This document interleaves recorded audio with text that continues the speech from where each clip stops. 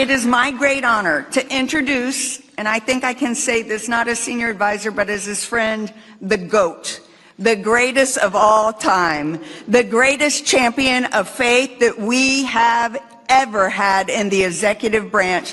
Bana Congo, bino batu bozana besoin ya kutonga bandaku na bino.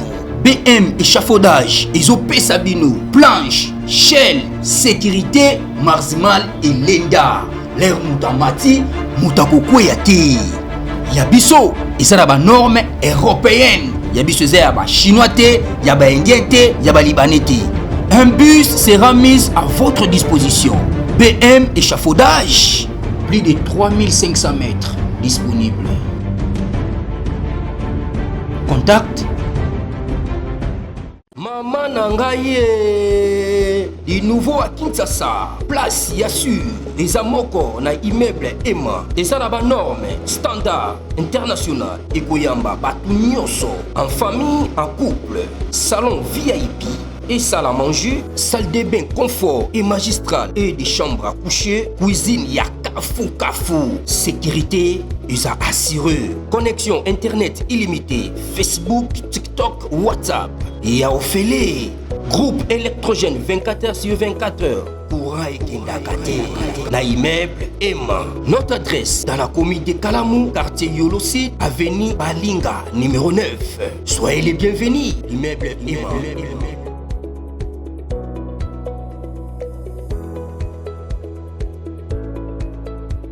Paul Kagame, désormais conjugué au passé. À Washington, le 4 février, lors du Breakfast Prayer, les puissants se sont réunis.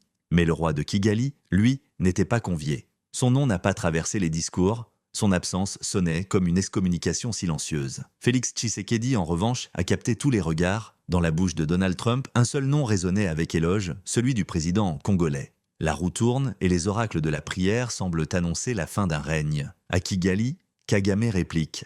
Il traite Tshisekedi d'enfant gâté des Occidentaux. Mais cette formule théâtrale révèle un paradoxe. Celui qui accuse fut hier lui-même choyé par ses mêmes parrains. L'accusation devient miroir. La roue, symbole du temps qui déplace les privilèges, hier enfant gâté, aujourd'hui pédagogue sévère, Kagame conjugue l'ironie au présent. Mais la roue tourne et les jouets changent de main. Ainsi va la mémoire des puissants.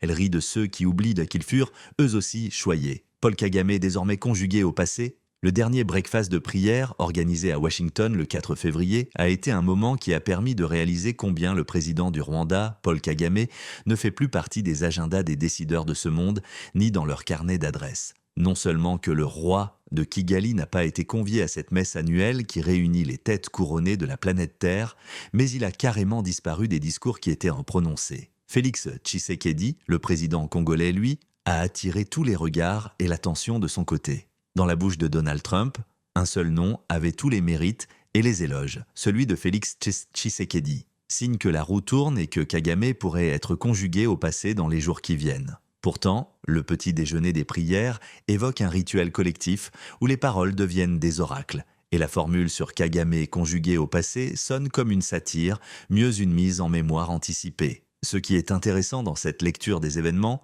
c'est la tension entre le registre spirituel, prière, communion, et la charge politique, le destin d'un dirigeant. Il y a une part de l'ironie parce que c'est un moment censé être sacré, mais qui devient un espace où l'on annonce implicitement la fin d'un règne. Tshisekedi, l'enfant gâté des Occidentaux, l'image est puissante et presque théâtrale quand Paul Kagame, dans une sortie fort médiatisée à Kigali, lâche cette phrase insensée sur Tshisekedi en le traitant comme un enfant gâté par les Occidentaux. La sortie de Kagame concentre plusieurs paradoxes, dont notamment le décor et Kigali qui devient une scène, une sorte de théâtre, où le président rwandais joue le rôle du commentateur acerbe, tandis que la formule « enfant gâté » est une métaphore qui dévalue, qui infantilise et qui renvoie à une dépendance aux puissances extérieures. Le contraste est assez frappant dès lors qu'un chef d'État africain reproche à un autre d'être trop choyé par l'Occident, alors que lui-même est souvent perçu comme un partenaire privilégié de ces mêmes puissances. Un discours plein de paradoxes. Pour des analystes de ce genre d'effets, le paradoxe à tirer concerne un Kagame qui reproche à autrui ce qu'il a lui-même incarné hier. C'est une mécanique classique du pouvoir où l'accusation devient miroir et la roue de l'histoire tourne en exposant les contradictions. Cette reproche de Kagame adressée à Tshisekedi pourrait se retourner contre lui-même comme une prophétie inversée, ce qui donnerait une vignette où la parole politique devient un miroir déformant par lequel celui qui accuse révèle ses propres fragilités.